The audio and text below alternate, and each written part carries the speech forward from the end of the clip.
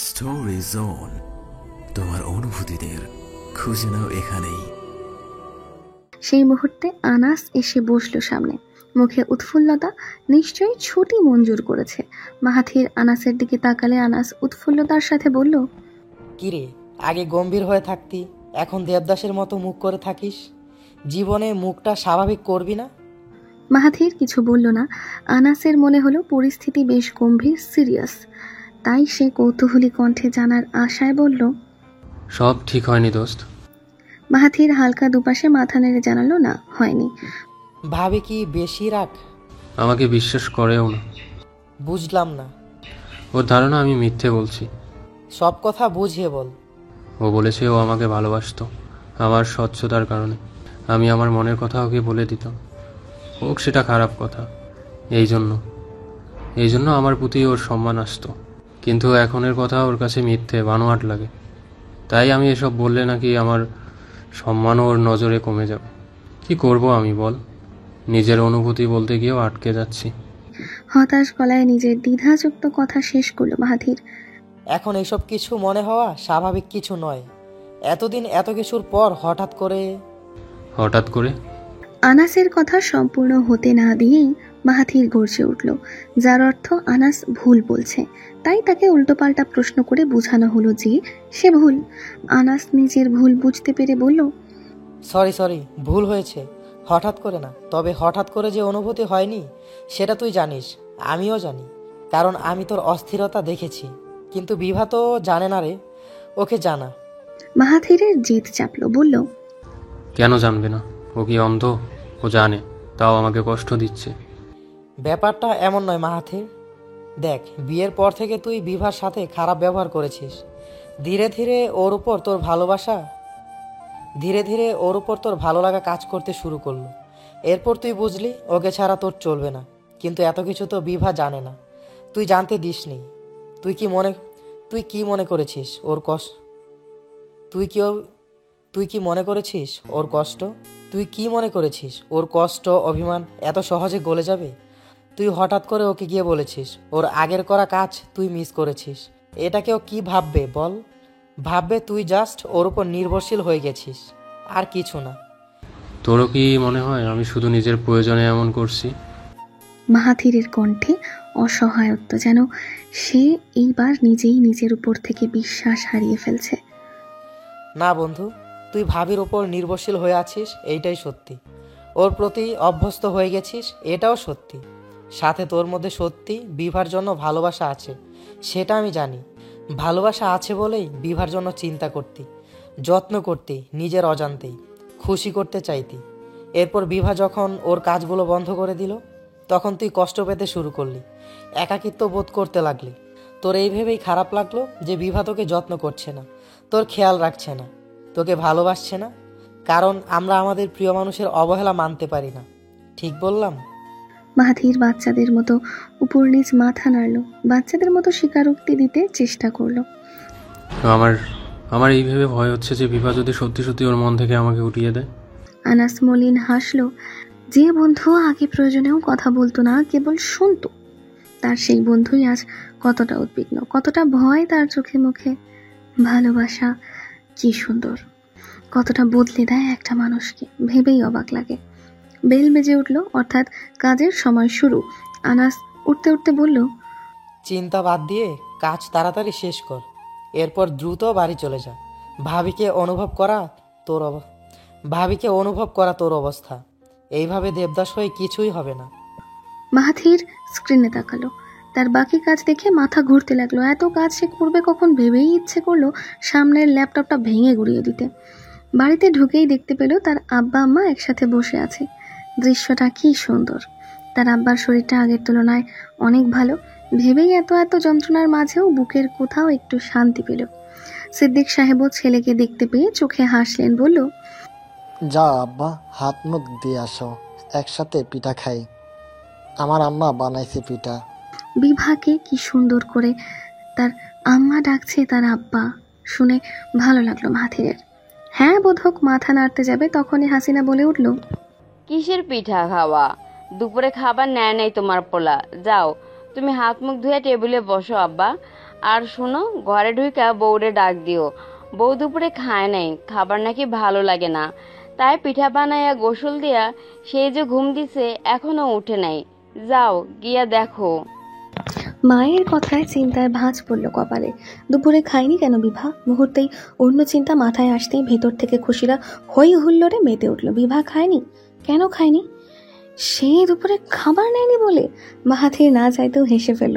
নিজের মনের বিরুদ্ধে গিয়ে মুখটা হয়ে উঠল উজ্জ্বল। যেখানে নিজের স্ত্রীর জন্য দুশ্চিন্তা করার কথা, সেখানে সে এই ভেবে খুশি হলো যে তার স্ত্রী এখনো তাকে ভালোবাসে, তার জন্য চিন্তা করে। মাহাথির নিজের উপচে পড়া খুশি থামাতে পারল না। আবার প্রকাশ করাও সম্ভব নয়, তাই সে যত দ্রুত সম্ভব ঘরে চলে গেল। হাত মুখ ধুয়ে খাবার খেতে বসতে হবে। সে আর বিভা একসাথে খাবে ভেবেই মাহাথিরের হাত পা দ্রুত চলতে লাগলো। চোখ খুলে মুখের উপর মাহাথিরের মুখ দেখে স্তব্ধ হয়ে গেল বিভা। ঘুম থেকে উঠেই সে এমন কিছু আশা করেনি।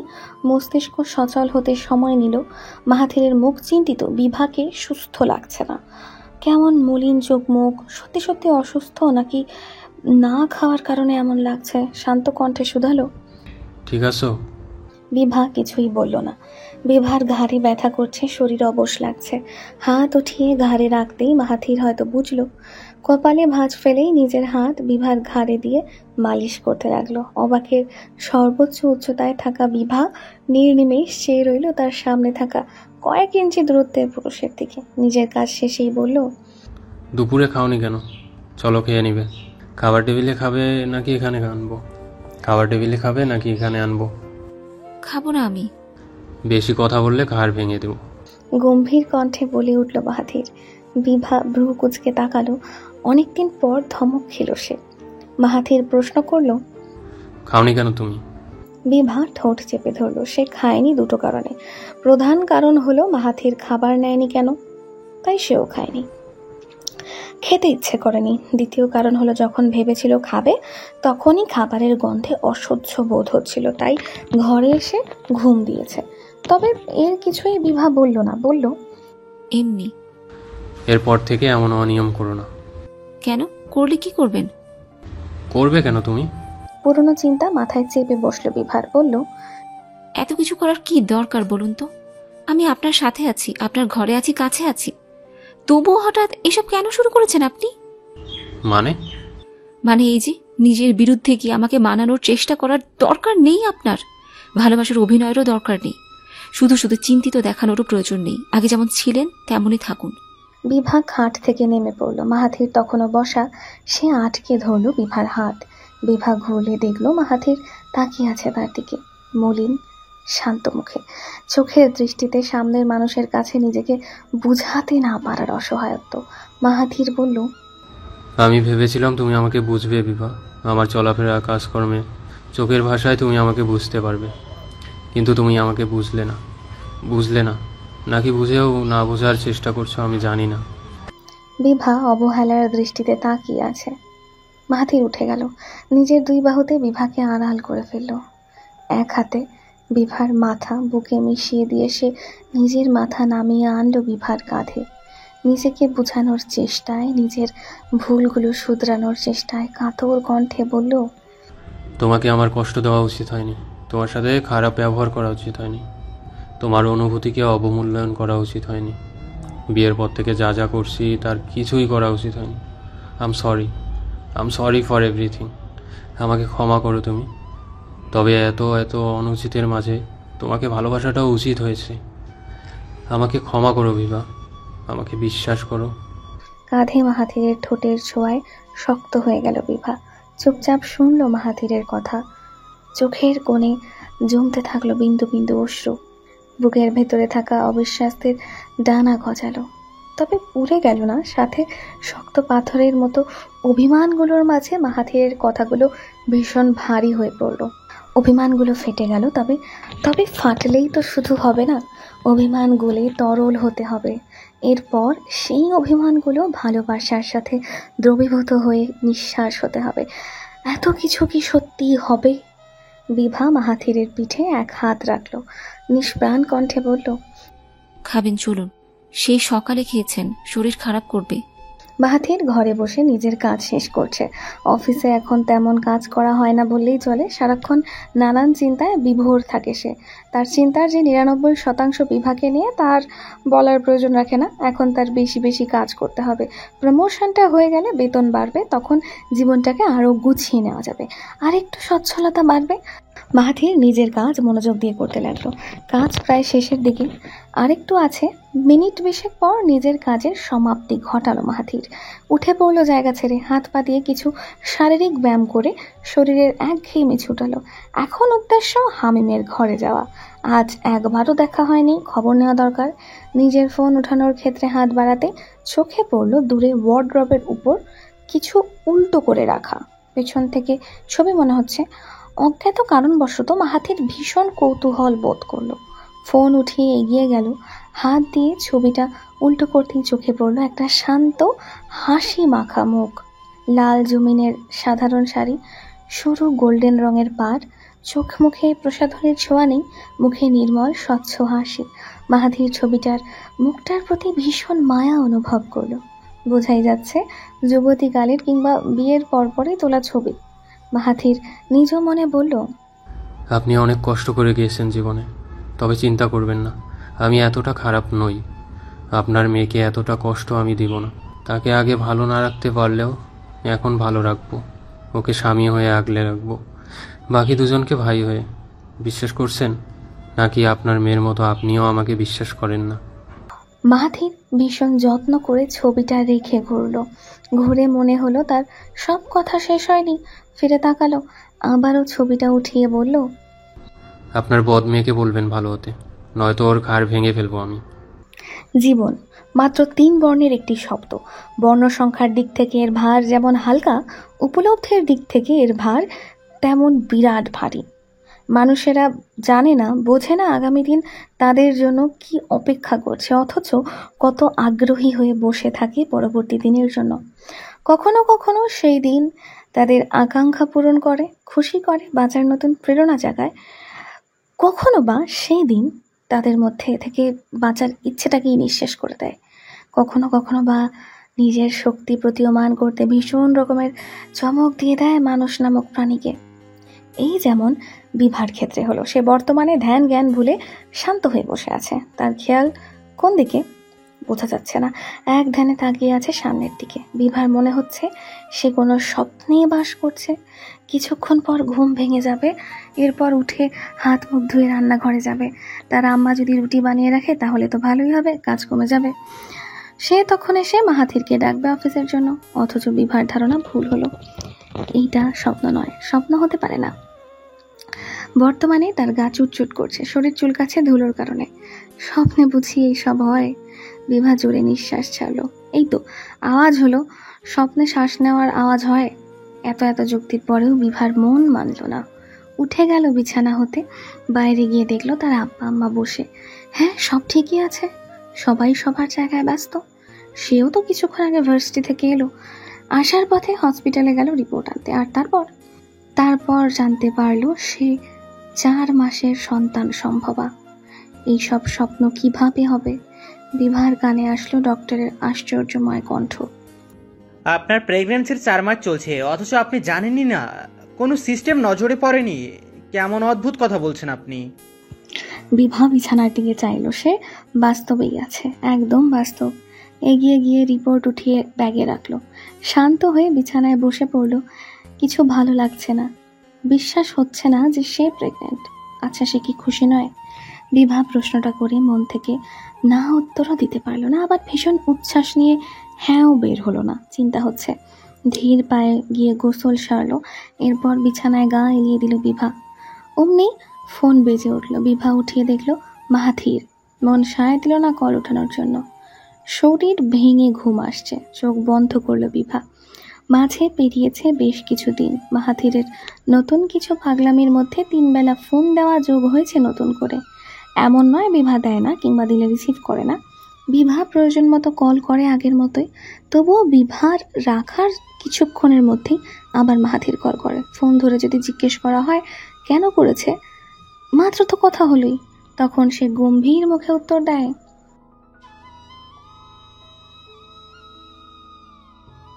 বিভার চোখের কণা বেয়ে নেমে পড়ল চিকন জলধারা। ডান হাত আপনা আপনি চলে গেল নিজের পেটে।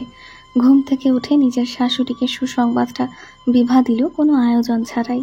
নিজের ঘরে এনে স্বাভাবিক স্বরে বলল, আপনি দাদি হতে চলেছেন আম্মা। বলতে গিয়ে কণ্ঠটা হালকা কেঁপে উঠল। হাসিনা বিভার দিকে তাকিয়ে রইল কোনো রকম প্রতিক্রিয়া ছাড়াই। সে একবার বিভার মুখ, একবার বিভার পেটের দিকে তাকিয়ে কথাটাকে হজম করে নিল। হজম ক্রিয়া সম্পন্ন হতেই সে হাসল, মন থেকে আসা হাসি যাকে বলে। বিভার কপালে চুমু দিয়ে জড়িয়ে ধরে রাখলো কিছু মুহূর্ত। আবেগাপ্লুত কণ্ঠে বলল, আমার সোনা মা, আল্লাহর রহমতে তোমার কোল ভরব। স্বামী সন্তান নিয়ে সুখে থাকো মা। আল্লাহ দুনিয়ার সব খুশি তোমার নামে করুক। তোমার মা বেঁচে থাকলে খুশি হইতো খুব। দেখ তো উল্লাস কারে বলে, কিন্তু ভাগ্যে ছিল না। আমাদের হাতে তো কিছু নাই। আমি যাই, তোমার আব্বারে বইলা আসি। হ্যালো ডিয়ার লিসেনার্স, আপনারা শুনছেন স্টোরিজ অন প্রেজেন্স ধারাবাহিক পর্ব গল্প। আমাদের সামগ্রিক প্রচেষ্টাকে উৎসাহিত করতে লাইক এন্ড কমেন্ট করতে ভুলবেন না। Thank you. হাসিনা তার খুশি আফসোস মিলানো অনুভূতি শেষ করে রুম ত্যাগ করলো। বিভার ভাবনায় ঢুকিয়ে দিয়ে গেল তাহিরার কথা।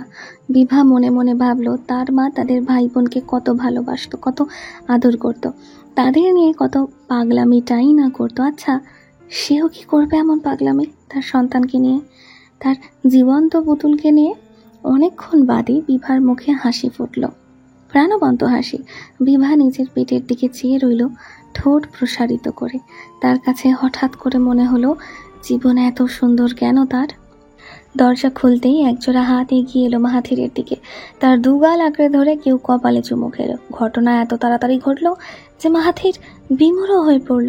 সামনে তাকিয়ে বুঝলো তার আম্মাই তাকে বিদ্যুৎ বেগে চুমু খেয়েছে কপালে। এবার তার বিষণ্ণ মুখ জোড়ায় ছড়িয়ে পড়ল অবাকের রেশ। তবে তাকে অবাক হওয়ারও সুযোগ দেওয়া হলো না। তার আগেই তার কানে এলো ধৈর্যহীন কিছু বাক্য। মাহাথির, আমার আব্বা, নিজে বাপ হইতাছ, এবার একটু নিজে ব্যাকা থিকা সোজা হও, মানুষের মতো মানুষ হও। তুমি বাপ হইতাছ আব্বা, আর আমি দাদি। হাসিনার মুখে আনন্দের হাসি। মাহাথির একটু সময় নিল। সে হাসিটা তো বুঝলো, তবে কথাগুলো বুঝেনি। নিজে ভাব হইতাছস মানে? মন বলছে সে যা শুনেছে তা ঠিক, তবে মস্তিষ্ক মানল না, কারণ এই তো তার কল্পনার বাইরের কথা বলছে তার আম্মা, যেই ব্যাপারে সে ভাবেইনি। ততক্ষণে সে জুতা মোজা ছেড়ে ঘরে ঢুকে পড়েছে। ঘরে ঢুকেই দেখলো কাঠের সোফায় বসা সিদ্দিক সাহেবের মুখে বাচ্চাদের মতো উপচে পড়া হাসি। সিদ্দিক সাহেব ভীষণ উৎসাহ নিয়ে বলল, সুখবরটা শুনে এতটাই খুশি হয়েছি যে সামনের দোকান থেকে যে মিষ্টি পাইছি সেটাই নিয়ে আসছি। খাইয়া দেখো তো বাপ, ভালো কিনা। মাহাথির তখনও প্রতিক্রিয়াহীন, বুঝেও কিছু বুঝছে না সে। সিদ্দিক সাহেব বলল, বাপ হইবা শুননাও মুখ বেজার কইরা রাখবা নাকি? হাসে একটু, আমার বাপের হাসি আমিও দেখি একটু। এইবার মাহাথিরের মাথা জুড়ে কেবল একটা কথাই ঘুরতে লাগলো, তা হলো বিভা প্রেগনেন্ট। আসলেই কি তাই? ইস, কথাটা কি ভারী। কথাটা এত ভারী কেন? মাহাথিরের মনে হলো এই কথাটার ভার সে সহ্য করতে পারছে না। সোফায় বসে পড়লো সে। অফিস থেকে ফিরেই এইসব কেমন যেন কারেন্টের শক লাগার মতো লাগলো। মাহাথির ঢোক গিলল, গলাটা শুকিয়ে আসছে ভীষণ। বিভা সত্যিই প্রেগনেন্ট। বিভার পেটে সত্যি তার একটা অংশ বেড়ে উঠেছে। তার অংশ। মাহাথির বুকে এক চিকন ব্যথা অনুভব করলো, সাথে মনে হলো কেউ তার বুকে ভীষণ জোরে চাপ দিয়েছে। প্রতিবারের মতো সেই অস্থির মুহূর্তেও বিভা এসে স্থির করলো তাকে। শরবতের গ্লাস সামনে টি টেবিলে রাখলো। তাদের কেউ তখনও চোখ তুলে অপর মানুষটিকে দেখেনি। বিভা গ্লাস রেখে সোজা হতেই মাহাথির বসে থাকা অবস্থায় চোখ তুলে চাইল। মিলে গেল দুই চোখ জোড়া। বিভা দেখল সাদা রঙের শার্ট পরিহিত পুরুষের মুখে বিন্দু বিন্দু ঘাম। ঘামগুলো কি সুন্দর মানাচ্ছে তাকে। কপালের বিন্দুগুলো যেন সৌন্দর্য বাড়িয়ে দিয়েছে বহুগুণ। শ্যাম মুখশ্রীতে থাকা আগ্রহ নিয়ে তার দিকে তাকিয়ে আছে শান্ত গভীর দিঘির মতো দুটো চোখ। বিভা সেই চোখ পড়ার চেষ্টা করলো না, সাহসে কুলালো না ওর। দৃষ্টি ফিরিয়ে নিল, অথচ তবুও দুজনের শান্ত চোখ জোড়ায় বিনিময় হয়ে গেল শত শত বারান্দায় থম ধরে বসে আছে মাহাথির। ঘরে যাওয়ার সাহস হয়নি, বিভার মুখোমুখি হওয়ার সাহস হচ্ছে না। সব মিলিয়ে কেমন যেন মিশ্র অনুভূতি হচ্ছে। সবচেয়ে বেশি দুঃখ লাগছে বিভার মুখে হাসি না দেখে। সে কি বিভার কাছে অপরাধী নয়? বিভা যদি বলে হ্যাঁ আপনি অপরাধী, আপনি নিজের প্রয়োজনে আমাকে কাছে টেনেছেন, ভালোবেসে নয়, এই সন্তানও আপনার ভালোবাসার নয়, তখন কি হবে? চোখ বন্ধ করে ফেললো সে। নিজের উপর ভীষণ ঘৃণা হলো।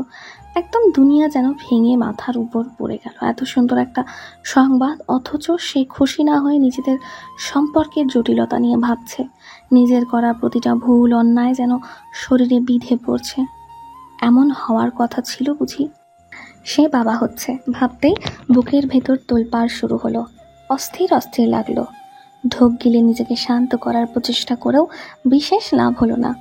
মাথা নিচু করে হাত দুটো হাঁটুতে রাখলো। মাহাথির অবাক হয়ে লক্ষ্য করলো তার চোখের কোণ থেকে বেরিয়ে গেল এক ফোঁটা সুখাশ্রু। সময় পার হলো অনেকক্ষণ। নিজেকে স্বাভাবিক করে কল হিস্ট্রিতে গিয়ে শ্রুতি নামক নাম্বারে ডায়াল করলো সে। হয়তো ওদের জানানো হয়নি, তাই মাহাথির ঠিক করলো সেই জানাবে। তার বাচ্চা, তার অধিকার ভাবতেই কোথাও একটা ভালো লাগা কাজ করলো। কিছুক্ষণ পর কল রিসিভ হতেই মাহাথির অস্থির কণ্ঠে বলল, তুমি খালামণি হতে চলেছ শ্রুতি। ভাবলাম এই সুন্দর সংবাদ পর অধিকার সবার আগে তোমার, তাই জানালাম। পার্থিবকে জানিয়ে দিও। মাহাথির ঘরে ঢুকে দেখলো বিভা শুয়ে আছে, চুপচাপ শান্তভাবে, যেন কিছুই হয়নি। আর 5টা দিনের মতো সব স্বাভাবিক। মাহাথির হামিমের ঘরে চলে গেল। হামিম ঘুমিয়ে আছে। আশাহত হলো মাহাথির। হামিমের সাথেও কথা বলতে পারবে না, বলবে কার সাথে? মাহাথির ক্লান্ত হয়ে খাটের পাশে বসতেই হামিম তার বড় বড় চোখ খুলে ফেলল। উৎফুল্ল হয়ে বলল, হ্যালো। মাহাথির হামিমের মুখভঙ্গি দেখে হেসে ফেলল। ঘুমাওনি তুমি? নো, ঘুমাইনি। চেষ্টা করেছিলাম, আসেনি, তাই চোখ বন্ধ করেছিলাম। আপুকে বোকা বানিয়েছি। বলেই ইঁদুরের মতো দাঁত বের করে হাসতে লাগলো। মাহাথির স্বাভাবিক কণ্ঠে বলল, আমি বাবা হচ্ছি হামিম, আর তুমি মামা। আমি তো অনেক খুশি, কিন্তু তোমার ফিলিংস কেমন? মামা কেমনে হয়? বলো না, বলো না। মাহাথির হাসলো। বুঝলো হামিম এখন দুষ্টুমির মুডে আছে। বলল, তোমার আপুর পেট থেকে ছোট্ট একটা বাচ্চা বেরোবে, সেই বাচ্চা তোমাকে মামা বলে ডাকবে, বুঝছো? হামিমকে তেমন উৎফুল্ল দেখা গেল না। সে বিজ্ঞ কৌতূহলী কণ্ঠে বলল, টম এন্ড জেরিতে যেমন ছোট ছোট মুরগির বাচ্চারা পানিতে বড় মুরগির পেছনে ঘুরে, তেমন করে কি আপুর বাচ্চারাও আপুর পেছনে ঘুরবে? হামিমের এমন কথায় মাহাথির হালকা ভড়কে গেল। কিসের মধ্যে কি আনলো ছেলেটা? তবুও বলল, যখন হাঁটা শিখবে তখন ঘুরবে। হামিমকে এইবার একটু খুশি হতে দেখা গেল। অবাকের সাথে খুশি মিশিয়ে বলল, আপুরও পেট থেকে তার মানে মুরগির বাচ্চা বেরোবে? ওয়াও! হামিমের মুখভঙ্গি দেখে না হেসে পারল না মাহাথির। সাথে নিজের ভাবকে বজায় রাখতে গম্ভীর কণ্ঠে বলল, হ্যাঁ, মুরগির বাচ্চা বেরোবে, আর সেই মুরগির বাচ্চাটা আমার। আমি দিয়েছি তোমার আপুর পেটে, তাই সব ক্রেডিট আমার। হামিমের খুশি এবার আকাশ ছিল। বলল, আমার পেটেও একটা মুরগির বাচ্চা এনে দাও, প্লিজ প্লিজ প্লিজ। হামিমের এমন কথায় হতবিহবল হয়ে পড়ল মাহাথির। বলে কি এই ছেলে? মাহাথিরের মনে হলো তার এইখানে আসা ভুল হয়েছে। এর থেকে সে যদি ঘরে বসে বিভার রাগ ঝাড়া শুনতো তাও ভালো ছিল। ভাগ্য ভালো ঘরে কেউ নেই, নয়তো মান ইজ্জত আর কিছু অবশিষ্ট থাকতো না। মাহাথির সিদ্ধান্ত নিল উঠে পড়বে। তা হতে পারল না। তার আগেই হামিমের অনুরোধ কানে এলো। মুরগি না, হাতির বাচ্চা দাও আমার পেটে। ছোট হাতির বাচ্চা, এইটুকু, অনেকগুলো দিবে কিন্তু। হাতের 2 আঙুল দিয়ে দেখালো হামিম। মাহাথির মাথা চুলকাতে লাগলো। নিজে থেকে এত বাড়াবাড়ি করে বলতে কে বলেছিল? এখন একে বুঝাবে কিভাবে? গলা খাকারে দিয়ে বলল, তোমাকে না ওই দিন একটা হাতি এনে দিলাম? ওইটা কথা বলে না, নড়চড়ও করে না। আমার নড়চড় করা হাতি লাগবে, যেটা আমার পেছনে পেছনে ঘুরবে। মাহাথির করুণ দৃষ্টি মেলে চেয়ে রইল তার শালার দিকে। তার আশেপাশের সবাই তার ওপর এমন নির্যাতন করে কেন? পার্থিব ঠোঁটে হালকা হাসি নিয়ে তাকিয়ে আছে শ্রুতির দিকে। সেই সন্ধ্যা থেকেই হাসছে মেয়েটা, এখনো কি সুন্দর হাসছে। ঠোঁটে হাসি রেখেই তাকিয়ে আছে নীলাম্বরের দিকে। শ্রুতি নিজের উপচে পড়া খুশি কণ্ঠে মেখে প্রশ্ন ছুড়ল, আপনার কেমন লাগছে খবরটা শুনে? পার্থিব ঠোঁটে হাসি রেখেই কপাল চুলকালো। মুখভঙ্গির অর্থ আর কতবার এক প্রশ্ন জিজ্ঞেস করবে এই মেয়ে? আর কতবার বললে আপনি বিশ্বাস করবেন যে আমি খুশি? পার্থিবের ঠোঁটে প্রশ্রয়ের হাসি। শ্রুতির চোখ মুখ কুচকে ফেলল। বলল, এর মানে আপনি খুশি না? খুশি থাকলে আমি 100 বার প্রশ্ন করলেও আপনি কিছু বলতেন না। পার্থিব দমে গেল, কিছু বলল না। বলা মানেই 10 নম্বর বিপদ সংকেত। এরা বউ মানুষ, এদের কোনো ভুল হয় না, ভুল হতেই পারে না। পার্থিব আর নিজের বউকে রাগালো না, এগিয়ে গেল, শ্রুতিকে জড়িয়ে ধরল, নিজের থুতনি শ্রুতির কপালে ঠেকিয়ে বলল, কে বললো আমি খুশি না? আপার বাচ্চা হবে আর আমি খুশি হব না? আমি খুশি শ্রুতি, ভীষণ খুশি। হিমেল ভাইয়ার বাবুকে পেয়ে আপনি যেমন খুশি, একই রকম বিভা আপুর বাবুর সংবাদ শুনে আমি খুশি। ঠিক করেছি আপার বাচ্চাকে ছোট আব্বু বলা শেখাবো। কেমন হবে? পার্থিবের কথায় যেন শ্রুতির খুশি বাড়ল বহুগুণ। নিজেকে নিয়ন্ত্রণে না আনতে পেরে সামান্য জোরে বলে উঠল, দারুণ হবে, আমাকে ছোট আম্মু বলবে। শ্রুতির হাস্যোজ্জ্বল মুখের দিকে চেয়ে পার্থিব বলল, মাহাথির ভাইয়ার বাচ্চার সাথে আমার বাচ্চার বিয়ে দেব, এটা কেমন হবে? পার্থিবের ধারণা ছিল শ্রুতি হালকা হলেও লজ্জা পাবে, তবে শ্রুতি লজ্জা শব্দের ধার কাছ দিয়েও গেল না। দ্বিগুণ উৎসাহ নিয়ে বলে উঠল, এটা দারুণের উপর দারুণ হবে, তবে আপার কি বাচ্চা হবে সেটা তো আমি জানি না। আপার মেয়ে হবে, দেখেন। আচ্ছা যেটাই হোক, আপার বাবু হওয়ার পরে আমরাও বাবু নিব। আর আপার বাবু যদি মেয়ে হয় তবে আমাদেরটা ছেলে হবে, আর তাদেরটা যদি ছেলে হয় তাহলে আমাদেরটা মেয়ে হবে। ওকে? শ্রুতি এমনভাবে কথা বলল যেন ওরা যা বলছে ঠিক তেমনভাবেই সব হবে। এমন কথায় পার্থিবের ভীষণ মায়া হলো এই মেয়েটার প্রতি। কি সরল কণ্ঠে কথা বলছে, যত দেখে ততই আটকে যায়। পার্থিব শ্রুতির 2 হাতের আঁচলায় চুমু খেয়ে বলল, ওকে। পার্থিব শ্রুতির আঁচলায় মুখ ডুবিয়ে আছে। শ্রুতি মুখ এগিয়ে নিয়ে পার্থিবের কপালে চুমু খেলো, ভীষণ যত্ন নিয়ে। মহান আল্লাহ তাআলা পৃথিবীকে কি সুন্দর করেই না সৃষ্টি করেছে। এই যে কি সুন্দর সৃষ্টিকর্তার নিয়মে পৃথিবীর পরিবর্তন ঘটছে। সকালবেলা যে আসমান জুড়ে লালাভ তীক্ষ্ণ রশ্মি বিরাজ করে, রাতের আধারেই সেই আসমান জুড়ে থাকে লক্ষ কোটি নক্ষত্র। দেখা যায় উজ্জ্বল একটি উপগ্রহকে, যার পরিচিতি চাঁদ, চন্দ্র, বিধু, নিশাপতি, নিশাকর, রজনীকান্ত, ইন্দু, সুধাংশু সহ আরো কত নাম যে আছে কে জানে। নিশাকরের হলদেটে আলো বারান্দার দরজা গলিয়ে রুমে প্রবেশ করছে। সেদিকেই এক মনে তাকিয়ে আছে মাহাথির। ঘুম আসছে না, তখন অনেক কষ্টে হামিমকে থামিয়ে ঘুম পাড়িয়ে রেখে এসেছে। মাহাথিরের মনে হলো এখন তাকে যদি কেউ যত্ন নিয়ে ঘুম পাড়াতো তাহলে বোধহয় ঘুম চোখে ধরা দিত। ও, কথাটা ভুল হলো। যে কেউ নয়, কেবল বিভা। বিভা তার মাথায় হাত বুলিয়ে দিলেই তার ঘুম হবে। কিন্তু বিভা কি তা করবে? মাহাথির পাশ ফেলল। বিভা ওদিক হয়ে ঘুমিয়ে আছে।